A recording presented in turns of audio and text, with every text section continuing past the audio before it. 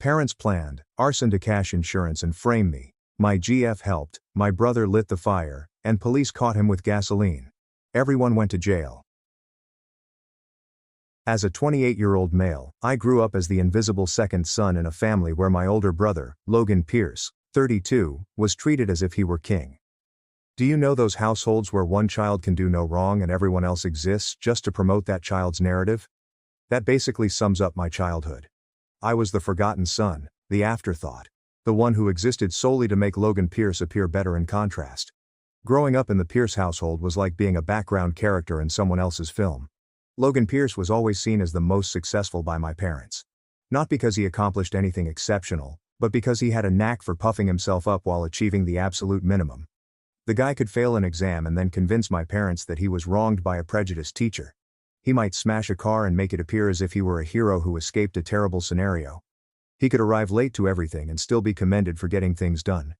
Meanwhile, I'd bring home straight A's and be told I needed to work harder, like Logan Pierce purportedly did. I'd work my tail off at extracurricular activities and hardly get a nod of recognition. I'd help around the house without being asked, and all I got was criticism for what I did wrong. Allow me to paint you a vivid picture of what life was like. Logan Pierce, then 17, smashed my father's truck into a mailbox while texting. Not just a small bump either. He completely destroyed the mailbox, fractured the truck's bumper, and shattered a headlight. My parents responded by buying him his own automobile within a month so that he could learn responsibility for his own vehicle. They reasoned that if he owned his own car, he would take better care of it. Spoiler alert, he didn't. He also ruined that car within 9 months. When I was 17, I acquired a part-time job bagging groceries at my local supermarket. I worked every weekend and 4 evenings a week during the academic year. I saved every single salary for 3 years to purchase a beat-up Honda Civic with 218,000 miles on it. My parents' contribution is $0. When I drove it home they said, "Just don't expect us to pay for the insurance or gas. You have a job now."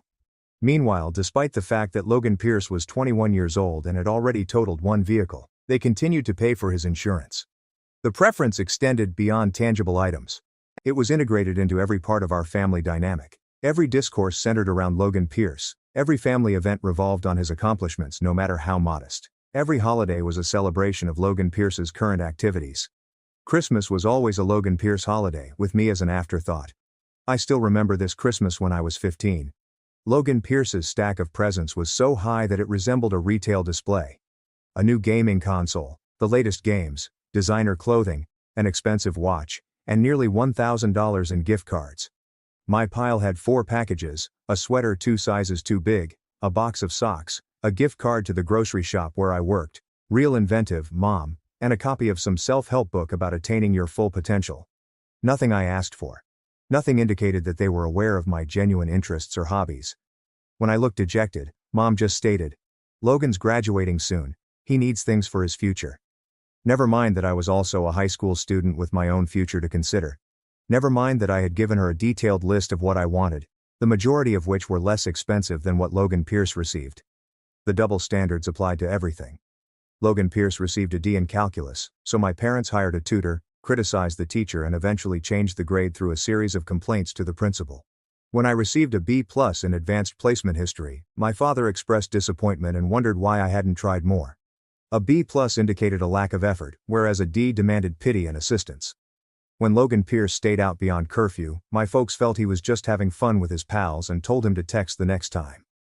When I arrived home 20 minutes late from work because my manager wanted me to remain and help close, I was grounded for a week. Work did not seem to be an acceptable reason, but Logan Pierce's social life was precious and untouchable.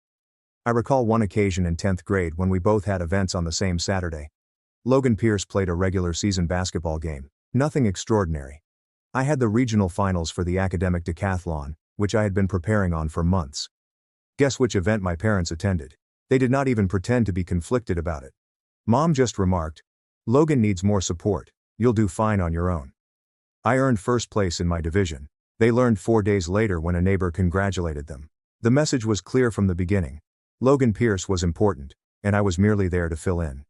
Any accomplishment of mine was treated with indifference or criticism, whereas Logan Pierce's bare minimum efforts drew standing ovations. After a while, I simply stopped sharing things with them. What was the point? Logan Pierce attended college on his parents' dime, changing majors 4 times and graduating with a business degree that he never utilized. He failed classes, retook them, and generally saw higher education as an extended vacation. My parents paid for his entire tuition, purchased him a car for campus, gave him spending money, and covered his apartment rent. I worked 2 jobs and took a full school load. I received a scholarship that covered the majority of my tuition, but I still needed to pay for books, food, and my half of a small apartment with 4 roommates. I graduated with honors in accounting after 4 years and received a job offer from a regional firm. My parents responded to my graduation with a single congratulations SMS from my mother. Congrats. Don't forget Logan Pierce's birthday dinner is Saturday. No card, no gift, and no celebratory supper. Just a reminder to show up for Logan Pierce.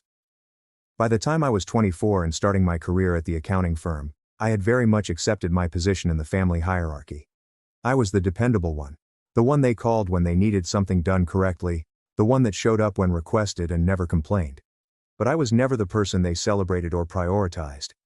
Now, this is where my parents' business enters the scene, and it is critical to understanding why they eventually attempted to destroy my life. Pierce Hardware and Home Supply, a medium-sized hardware store in our town, was started by my father about 18 years ago. It started modest, with just my father and 3 employees in a tight storefront. However, it continued to grow steadily over time. They relocated to a larger space, recruited more employees, and expanded into home renovation supplies and seasonal products. By the time I graduated from college, it had become a local institution. Originally, my grandfather had a dream about starting a business.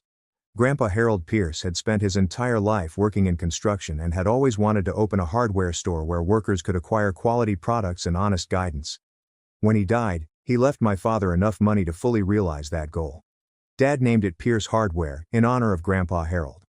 My parents never really included me in the business, despite my evident qualifications. Logan Pierce was always their preferred successor, despite his lack of enthusiasm in really working.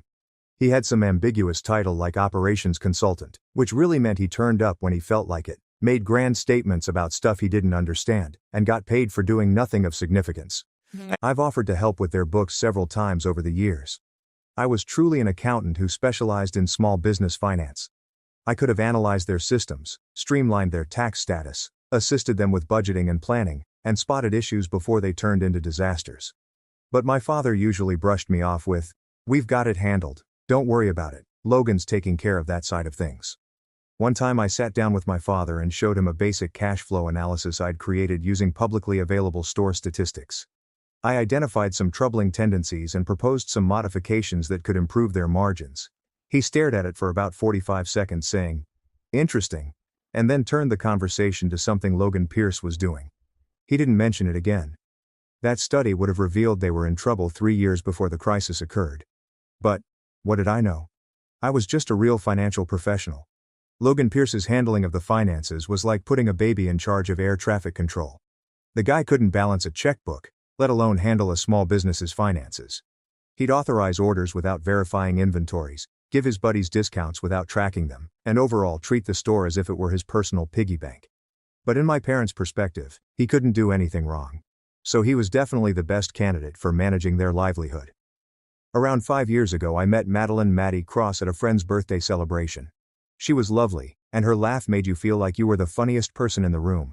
She was smart, personable, and appeared to be really interested in me as a person. After years of being disregarded by my own family, having someone notice me felt amazing. We began dating, and everything seemed ideal. She supported my career, promoted my hobbies, and truly listened to what I had to say about my life. She recalled everything I told her, asked follow-up questions, and appeared genuinely interested in my progress. She also mentioned the correct things regarding my familial situation. When I told her about the latest instance of Logan Pierce favoritism, she'd shake her head and say, "You deserve so much better. They don't appreciate what they have." She'd attend my work gatherings and captivate my coworkers. She'd organize thoughtful dates and surprise me with small things to demonstrate she was paying attention. On my birthday, she threw me a genuine party with friends which my own family had never done. I felt I had finally found someone who respected me as much as I deserved. Looking back, I see she was gathering information the entire time. Every complaint I made about my family, every financial detail I provided, and every irritation I voiced over being missed, she saved for later. She was creating a profile of me, including my vulnerabilities and relationship with my family. She knew exactly which buttons to press because I'd shown her where they all were, but I didn't realize it at the time. We moved in together after around 15 months of dating. We rented a wonderful apartment on the better side of town, divided expenditures, and played house like any other couple. I felt truly happy for the first time in years. I even started thinking about proposing, looking at rings during my lunch breaks, and visualizing our future together. Madeline has been spending more time with my family for the last 15 months or so. She would attend family gatherings even when I couldn't because of work deadlines. She'd stop by my mother's house for coffee, run errands for her, and develop her own relationship without me. I thought it was sweet. I assumed she was attempting to bridge the gap between me and my family. What I didn't realize was that she was also developing a completely different type of relationship with Logan Pierce, and it wasn't the sibling-in-law variety. About 9 months before everything went down, I began to notice some strange things. Little discrepancies that, while not adding up on their own, formed a pattern when viewed collectively. Madeline grew more discreet about her phone. She'd slant the screen away from me while texting, leave the room to take calls, and claim it was work-related, even on weekends when her office was closed. She began going to the gym at weird hours, returning home at 10:45 p.m., claiming to have completed an evening spin class, but having no prior interest in spinning. Then there were changes in my familial interactions. Logan Pierce was suddenly very interested in our relationship, asking pointed questions about how things were going, whether we were happy, and whether I was treating her well enough. "Oh, you're working late. That's fine. Madeline can still come to dinner." The first serious alarm went off roughly 7 months ago. I had a client appointment canceled unexpectedly on a Saturday afternoon, so I decided to surprise Madeline. She informed me that she was visiting her sister, who lived about 2.5 hours away. But on a whim, I went to my parents' place first to get a tool I'd borrowed my father months before. Her automobile was in my parents' driveway. When I entered through the back door, like I often did, I discovered her and Logan Pierce seated close together on the couch in the living room. They jerked apart when they noticed me, giving that guilty flinch that people do when they are caught doing something wrong. "What are you doing here?" Madeline said, and the way she phrased it, as if I were the one who didn't belong, should have revealed everything. She claimed she altered her plans at the last minute and opted to go see my mother instead of traveling all the way to her sister's. Logan Pierce said he was only there for lunch. My mother arrived from the kitchen, backing them up with a stiff smile that did not reach her eyes. Everything seemed odd, but I couldn't put my finger on why. I wanted to believe them. I desperately wanted to trust them. The alternative was too awful to contemplate. So I swallowed my suspicions and let it go. A big mistake. Huge. Over the next few weeks I paid more attention to everything. Late nights became more frequent. The hidden texts persisted. Maddie Cross would tighten up whenever Logan Pierce's name was mentioned in conversation. I started putting together a picture that I didn't want to see. Then, on a Thursday night around 5 months ago, I did something I'm not proud of. Maddie Cross left her phone open on the nightstand while she was taking a shower. After weeks of building skepticism, I finally looked. What I discovered made my stomach drop to my feet. Months of texts between her and Logan Pierce. Romantic and sexual, with plans for their future together once they dealt with me. There were declarations of love, inside jokes, and open chats about how they couldn't wait to be together. But what I discovered was worse than the affair. Conversations with my parents regarding a strategy involving the store. He won't suspect anything if he receives messages like, "Once the insurance pays out, we'll have enough to start fresh." He is overly trusting, and this will solve all our issues. I took screenshots of everything, sent them to my personal email, removed the email from my sent folder, and returned the phone to where I found it, screen down, just as she had left. Then I sat in the dark bedroom, listening to the shower run, trying to process the fact that my fiancé, brother, and apparently my parents were all working against me over something involving insurance money. Perhaps confronting them right away would have been a better idea. But something told me I didn't have the complete picture yet. If I tipped my hand too soon, they might change their plans, cover their tracks, and find a new way to accomplish whatever they had planned. So I made a decision that contradicted every feeling I had. I waited, watched, and got additional information. Over the next 4 weeks I perfected the roles of the ignorant boyfriend and the overlooked son.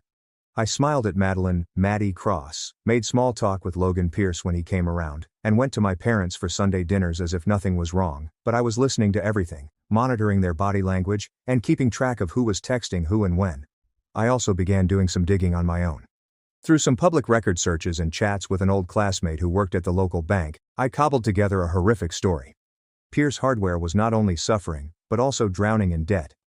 Logan Pierce's poor administration has ruined it over the years. They had taken out loans, maxed their credit lines, and were about to face foreclosure on the building in 8 months. I checked the county records for the property, 4 liens. I reviewed the state database for UCCC filings and found multiple secured creditors. I even drove by the store many times during business hours to count customers and monitor traffic patterns. The place was nearly empty most days. Whatever my parents told people about how successful the firm was, the figures reflected a totally different tale. Instead of asking me, their son, the accountant, for assistance with their failing business, they chose a different approach: insurance fraud. Here's what I learned from the texts and overheard pieces of conversations over the course of several weeks. They intended to fire down the store and say arson was committed by an outsider. The insurance settlement would wipe off their obligations and provide them with enough money to start afresh. A clean slate, a fresh start, with no consequences.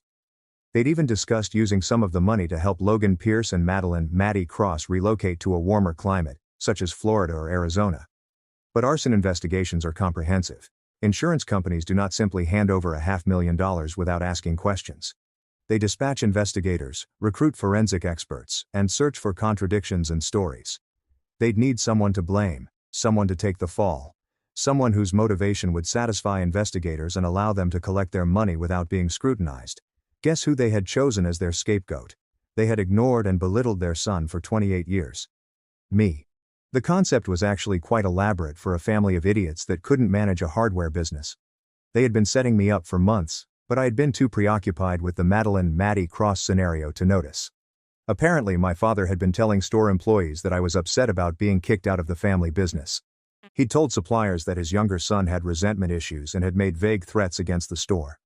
My mother had been hinting to relatives that I had been acting strangely recently and making disturbing remarks about feeling underappreciated. Logan Pierce had been feeding Maddie Cross precise lines to use against me if anyone inquired about my mental health. They were creating a narrative in which I was portrayed as the resentful, ignored kid who eventually snapped and exacted revenge on the family business that had abandoned him. Maddie Cross played several different roles. She was intended to give Logan Pierce an alibi on the night of the fire. They intended to claim they had been to a concert together in another city.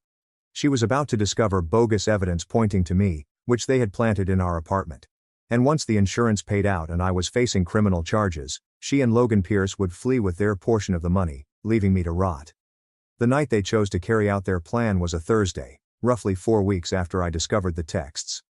Logan Pierce was meant to be attending a business meeting 3.5 hours away with Maddie Cross as his assistant.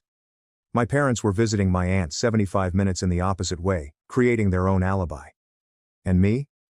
I was meant to be alone in our flat, with no one to confirm my whereabouts. Except I wasn't the gullible idiot they assumed I was. Not anymore. The day before their planned arson, I went to the police station, walked in with a folder full of proof, and requested to talk with someone about stopping a crime. The desk sergeant looked at me as if I were insane until I explained what I had. They assigned me a detective named Laura Bennett, a no-nonsense woman in her early 50s who appeared to have seen it all. She listened to my entire account without interrupting, studied the screenshots I had printed, and examined the timeline I had created. "Let me get this straight," she remarked after I finished, reclining back in her chair. "Your parents, your brother, and your girlfriend are planning to commit arson at your family's business tomorrow night, and they're going to frame you for it to collect insurance money." "Yes, ma'am. I know it sounds insane, but look at these texts." She spent a long time going over everything. Her expression didn't vary much, but I noticed her brow furrow a few times when she received particularly harsh messages. "This is pretty explicit," she finally said. "They really discussed this over text. They aren't precisely criminal masterminds." She nearly grinned at that. "No, I suppose not." She was quiet for another minute while reading. "And are you sure about the timeline? What about tomorrow night? Based on the texts and discussions that I overheard." "Yes. They've been planning this for months, but the real arson is scheduled to occur tomorrow between 2:30 and 3:30 a.m. Detective Laura Bennett stared at me for a long time, as if she was trying to decide whether I was genuine or a lunatic. What she saw in my face must have persuaded her. "Okay," she replied. "Here's what we're going to do. I'm going to acquire authorization to have police monitor the store tomorrow night, and we'll have units in the neighborhood. If things goes as you suggest, we'll catch them in the act." That night I went to a downtown hotel and paid for my room in cash, so there would be no credit card trail. I was not taking any chances with my location. The room featured a television, a bed, and a window that overlooked the city. I sat there, watching late-night shows without actually seeing them, waiting for my phone to ring, hoping I was correct, but also praying I was wrong. My phone rang at 3:01 a.m. Mr. Pierce. Detective Laura Bennett's voice was tense with repressed enthusiasm. You were correct. We caught them. The relief that came over me was palpable. My hands were so shaky that I almost dropped the phone. She recounted what had transpired. Logan Pierce and another man, a friend of his, had arrived at the store around 2:32 a.m., with accelerant containers. They had turned off what they thought was the only surveillance camera and ignited a fire in the back stock area. What they didn't realize was that officers were watching from unmarked vehicles nearby. The officers responded as soon as they observed flames, and the fire department came within minutes. The fire was restricted to the stockroom and a portion of the rear office before spreading to the main retail level. Logan Pierce and his friend were arrested on the spot after being detected with accelerant on their clothing and lighters in their pockets. The building was damaged but not demolished. Insurance investigators ultimately determined that the fire was definitely arson, and security footage revealed who was to blame. There's more, Detective Laura Bennett explained. We've also called in your parents for interrogation. They were at your aunt's place, as you mentioned. But when we informed them of the arrest, your father's reaction was clear. He instantly began making excuses for your brother before we even told him about the allegations. And there's a woman here who claims to be your girlfriend and was waiting in a car 3 blocks away from the store. She's asking for a lawyer. Madeline Maddie Cross, of course, was present. I couldn't allow Logan Pierce commit a felony without being present for moral support. The following several hours were a haze. I went to the police station, gave a formal statement, and officially presented all of my evidence. I watched from a window as the people I'd most trusted in this world were processed one by one. My father was in handcuffs, appearing smaller than I had ever seen him. My mother was crying and screaming she didn't know anything, her makeup streaming down her face. Logan Pierce looked astonished, as if he couldn't believe what was happening to him. The golden child has never experienced a consequence in his life. Madeline, Maddie Cross, mascara smeared and wanting to speak with someone in charge, is still attempting to negotiate her way out of this dilemma. My father attempted to spot me through the window at one point. When our gazes met, he began shouting something, which I couldn't hear through the glass. I did not need to hear it. I didn't want to know what justification or appeal he was making. During their interrogations, my parents initially attempted to play the concerned parent. They claimed they had no knowledge what Logan Pierce was intending, that they were as astonished as everyone else, and that there must have been a mistake. This lasted approximately 10 minutes, until investigators showed them the text messages I had provided. My mother described the plan's timeline in great detail. The ones in which my father estimated exactly how much insurance would pay out. The ones where they said I wouldn't see it coming. During his interrogation, my father looked at the camera and stated that he would never amount to anything. At the very least, he'd serve a purpose. Detective Laura Bennett showed me the video later. She said she had seen a lot of bad parents in her career. But this one stood out. The evidence against each of them was overwhelming. Here's the beautiful part, the one that sealed their fate. My parents made one key blunder in their brilliant strategy. They forgot about the store's surveillance cameras. When they upgraded the security system a few years ago, they assumed they had configured it to only record locally. Delete after 45 days. There's no cloud backup. Nice and private. But they had messed up the configuration. The system had been quietly uploading everything to a cloud server the whole time. Every recording is automatically backed up and stored for 30 months. Every conversation in the back office about this scheme was recorded. Logan Pierce and Madeline Maddie Cross's meetings at the store to coordinate details were all captured on video.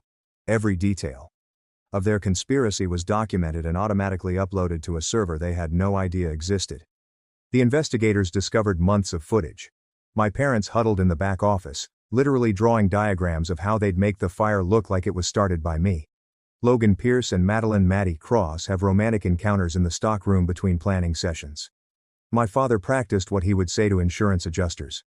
My mother was researching arson signs on the office computer, presumably so they wouldn't leave those signs.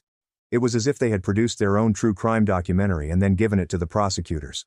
On top of the video evidence, there were texts, emails, and bank records indicating money transfers between all of them as they prepared for their new lives. My father's computer contained web searches for how insurance fraud investigations work, arson detection methods, and signs of accelerant use. They had literally created a digital paper trail for their own crime. The district attorney described the case as one of the most clear cases of conspiracy he had seen in 20 years on the job. They documented their own crime, he told me at one of our meetings. Every step of the way they seemed to want to be caught. The charges were extensive and serious. For my parents, the charges include first-degree arson, insurance fraud, conspiracy to commit a felony, and filing false reports. Before I was apprehended, they had already begun filing paperwork to blame me. Logan Pierce faces all of the above charges, as well as obstruction of justice for attempting to delete texts from his phone as police approached. Maddie Cross faces charges of conspiracy, accessory to arson and fraud. The legal process took approximately 11 months, from arrest to sentencing. During that time I moved out of the apartment Maddie Cross and I shared, found a small one-bedroom apartment across town, and immersed myself in work. The criminal trials occurred in February. Every day I sat in the gallery, watching those who had betrayed me face the consequences for the first time in their privileged lives. The courtroom became almost routine after a few days. Same seats, same bailiff, same court reporter, different witnesses and evidence, but the same overwhelming proof of their actions. My father tried to maintain his dignity throughout the proceedings, wearing suits, sitting up straight, and acting as if everything was just a misunderstanding that could be resolved by reasonable people. He had this look on his face as if he still expected someone to come in and fix everything for him, as that was how things had always worked before. When the prosecutor showed the security footage of him explaining to Logan Pierce exactly how they planned to make me look guilty, that facade crumbled. In the video, my father was laughing while explaining how my years of being overlooked would make me a credible suspect. He joked that I would never see it coming because I was too busy being the responsible son to notice anything. He explained how my resentment of the family, which had grown over years of favoritism, would make me the ideal fall guy. The jury observed.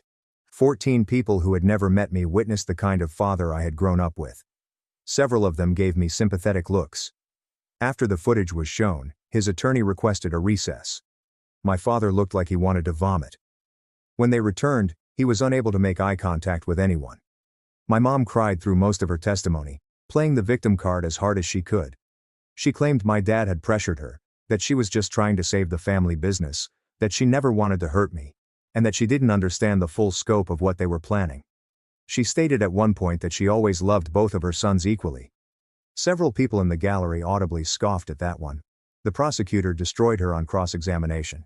He showed texts where she suggested specific ways to plant evidence in my apartment. He showed messages where she coached Maddie Cross on exactly what to say to police. He showed video of her researching how to make the fire look like amateur arson, the kind an angry son might commit. He showed her web search history, how to gaslight someone, making someone look unstable, signs of mental breakdown. The crying stopped after that. She just looked defeated. Her attorney didn't even try redirect. Logan Pierce threw everyone under the bus in his own trial. His defense strategy was basically, "I'm too stupid to have planned this myself." Which, fair point, but he was still the one who showed up at the store with gasoline and matches at 2:30 a.m. The jury didn't buy the dumb act, especially after they saw texts where he bragged to Maddie Cross about how he'd finally be rid of his loser brother once the plan worked. Maddie Cross's trial was separate. Her defense was that she'd been manipulated by Logan Pierce, that she was a victim of romantic coercion.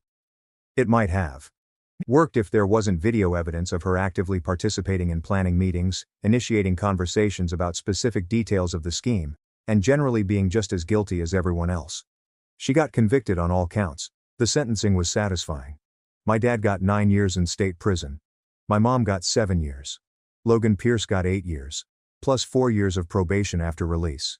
Maddie Cross got 5 years. When the judge read out my father's sentence, I watched his face go completely white. He looked at me from the defendant's table with desperate eyes and mouthed, "I'm sorry." I stared back without expression and slowly shook my head. While the criminal case was pending, I did something my parents never expected. I sued them. With the help of a civil attorney named Thomas Keegan, I filed a lawsuit for intentional infliction of emotional distress, conspiracy to deprive me of liberty, and defamation. My parents had spent months telling people I was unstable, that I'd made threats against the family business, all to set up their frame job.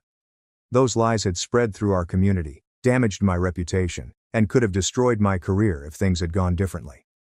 Thomas Keegan walked me through every element of the case. The emotional distress claim was obvious, given that my own family had conspired to send me to prison. The conspiracy charge was documented in thousands of text messages, and the defamation.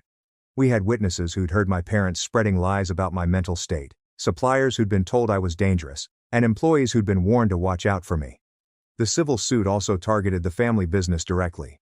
When my parents started Pierce Hardware 18 years ago, my grandfather had invested the startup capital. As part of that investment, there was a clause in the original partnership agreement. If any partner was convicted of a crime involving fraud against the business, their shares would be automatically forfeited. My grandfather had insisted on that clause. He'd seen too many family businesses destroyed by one member's greed or stupidity, and he wanted protection built in. My parents had complained about it at the time, apparently, but eventually agreed because they needed his money. They'd never bothered to remove that clause when Grandpa Harold passed away. They probably forgot it even existed, buried in legal documents they never read. But their conviction for attempting to defraud the insurance company triggered it. And since I was Grandpa Harold's surviving heir from that line of the family, and he'd included me in the original partnership documents as a contingent beneficiary, I had a claim to those forfeited shares. Grandpa Harold had specifically added that provision, according to his old attorney whom I tracked down. He'd told the lawyer that he wanted to make sure the good one was protected if anything ever happened. Thomas Keegan absolutely loved this case. They literally gave you the legal weapon to take everything from them, he said. Your grandfather saw who they really were, and he planned for it. It's poetic justice. The civil case wrapped up about 3 months after the criminal convictions. With my parents facing prison and their assets frozen, they couldn't mount much of a defense. The judgment went entirely in my favor. Between the partnership clause and the civil damages, I ended up with full ownership of Pierce Hardware and Home Supply. The very business my parents had tried to burn down to frame me now belonged entirely to me. When their attorney called to discuss the final settlement details, my dad apparently got on the phone to make one last plea. It's your family legacy, he said. Your grandfather started that business. You can't just take it from us. Grandpa would have wanted me to have it, I replied. You tried to destroy me. I'm just returning the favor. I hung up and never spoke to him again. The store was in rough shape after the fire and years of Logan Pierce's management, but it wasn't beyond saving. The insurance company paid out for the fire damage. Ironically enough, since my family wasn't the one filing the claim anymore, I used those funds, plus some of the civil judgment money, to do a complete renovation of the damaged section, brought in a consultant to assess the business side and then started making changes. First, I let go of everyone who'd been complicit in my parents' scheme. A couple of employees knew something was going on and had kept quiet. They were gone within a week. I kept the honest workers who'd just been doing their jobs, gave them raises, and promoted a longtime manager named Evelyn Moore to handle day-to-day operations. Then I restructured everything, renegotiated supplier contracts, updated the inventory management system, and implemented actual financial controls and reporting, the kinds of basic business practices that should have been in place years ago. Within 7 months, Pierce Hardware went from hemorrhaging money to turning a modest profit. Within 14 months, we were actually doing well. I hired 3 new employees, expanded our tool rental program, and started a contractor loyalty program that brought in steady commercial business. Last month, I officially renamed it. Pierce Hardware is now Pierce & Sons, with a new sign out front. I put up a photo of my grandfather near the register with a small plaque explaining that he founded the original dream. Nearly 3 weeks ago I got a call from the state prison. My dad wanted to add me to his approved visitor list. I declined. A week after that, a letter arrived from my mom, 4 pages of apologies and promises to make things right when she got out. I fed it through the shredder without finishing the first page. Logan Pierce apparently tried to call me from county lockup 4 times before his transfer to state prison. I blocked the number after the first attempt. Maddie Cross's mother, reached out through Facebook, asking if I could find it in my heart to forgive her daughter. I blocked her too. My uncle Frank Dalton, my dad's brother, who'd always been the family black sheep, drove down to visit last month. We walked through the store together and he told me stories about my grandfather I'd never heard. How Grandpa Harold always worried that my dad was taking shortcuts. How he'd specifically mentioned me in his will because he wanted to make sure I was taken care of if anything happened. He saw what your parents were doing to you, Frank said. He told me once that you were the only one in that house with any integrity. Guess he was right. Frank's been helping me with the store on weekends. Turns out he knows a lot about hardware from his years in construction. We're talking about making him a minority partner if things keep going well. I'm dating someone new. Her name is Claire Whitman. She works at the coffee shop down the street from the store. We've been seeing each other for about 4 months now. She knows the broad strokes of what happened with my family and doesn't treat me like damaged goods. We're taking it slow, which is fine by me. The store had its best quarter ever last month. I hired another full-time employee, and we're looking at expanding into the empty unit next door. The landlord gave me a good deal on the lease since I've been paying rent on time, unlike my parents, who were apparently 3 months behind when everything went down. So, that's where things stand. Reddit. My parents are in prison, my brother's in prison, my ex-girlfriend's in prison. I own the business they tried to burn down to frame me, and it's actually thriving for the first time in years.